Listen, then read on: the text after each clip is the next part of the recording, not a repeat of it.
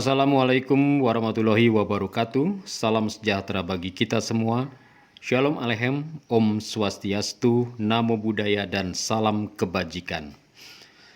Nama pegiat media sosial Ade Armando tiba-tiba mencuat saat aksi demo BEM seluruh Indonesia di gedung MPR DPR pada Senin 11 April 2022. Bukan karena beliau berorasi bersama mahasiswa, melainkan dirinya dianiaya sekelompok pendemo yang menyusup di antara mahasiswa. Dia dianiaya hingga tersungkur ke aspal, bahkan celana panjang yang dikenakannya juga hilang. Sungguh biadab dan sangat biadab karena dilakukan oleh mereka di saat bulan Ramadan yang seharusnya semua pihak dapat menahan diri. Ade diperlakukan bagai binatang. Ia dipukuli, ditendang, bahkan hampir ditelanjangi.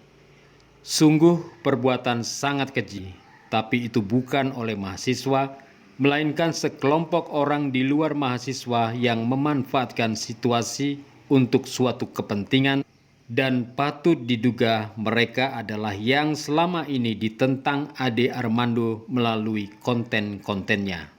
Ade Armando yang dianiaya mencoba melindungi kepala dan badan sambil tersungkur ke tanah ketika dia menerima amukan massa. Ade lantas dievakuasi ke tempat yang lebih aman.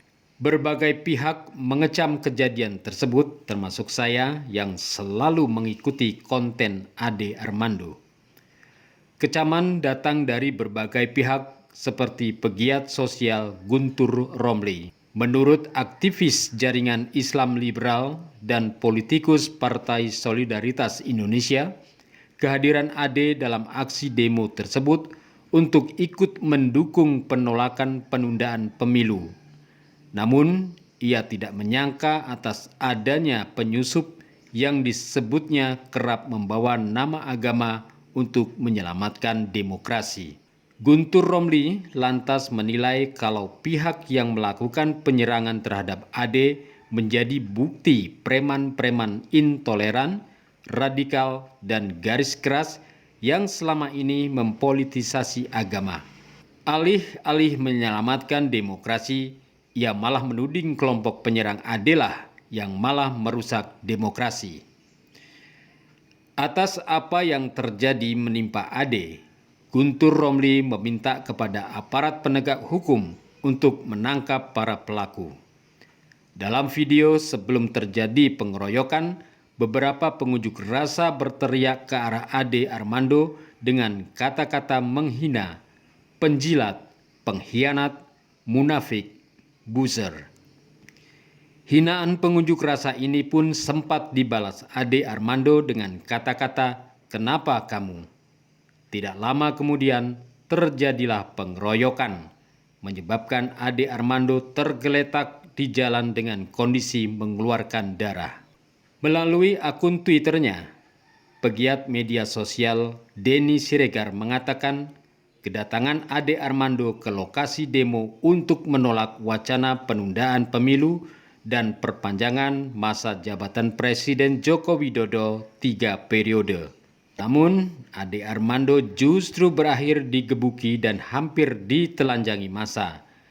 Denny Siregar menyebut jika aksi demo itu disusupi pihak lain yang melakukan provokasi. Terbukti terdengar suara teriakan halal darahnya saat massa menghajar Ade Armando. Dirinya memastikan bahwa pelaku bukan dari mahasiswa. Saya menduga mereka bisa dari ex-FPI atau HTI, bahkan bisa juga dari bagian kelompok 212. Tak hanya itu, Denny turut membagikan video detik-detik saat Ade Armando dihajar massa. Ia turut menandai akun Divisi Humas Polri agar video itu bisa menjadi bukti penyelidikan. Dalam video, tampak ada seorang pria yang mulai melakukan provokasi dengan memukuli Ade. Sedangkan sejumlah mahasiswa yang mengenakan jaket alma mater berusaha melindungi Ade. Kebencian terhadapnya karena Ade Armando selalu menentang aksi-aksi kelompok anti toleransi melalui konten-konten yang berlogika. Lebih lanjut, Denny Siregar menyebut pengeroyokan itu seperti kasus supporter Persija yang tewas. Ia menyebut aksi massa yang mengeroyok Ade Armando penuh kebencian. Kapolda Metro Jaya Irjen Fadil Imran memastikan pelaku penganiayaan terhadap dosen sekaligus pegiat media sosial Ade Armando bukanlah mahasiswa. Pengeroyokan terjadi setelah mahasiswa selesai menyampaikan aspirasi ke pihak DPR. Pada momen masa berkumpul itu, Ade Armando mengalami tindak kekerasan. Polisi pun telah mengantongi identitas akun medsos yang memberitahu keberadaan Ade Armando. Akun medsos yang dimaksud merupakan salah satu provokator penyerangan Ade Armando. Polisi memastikan bakal mengejar pemilik akun media sosial tersebut. Sebelumnya, beberapa akun di Twitter mencuit tentang keberadaan Ade Armando di sekitar gedung DPR. Salah satu akun Twitter yang menginformasikan Ade Armando bercuit dengan huruf kapital.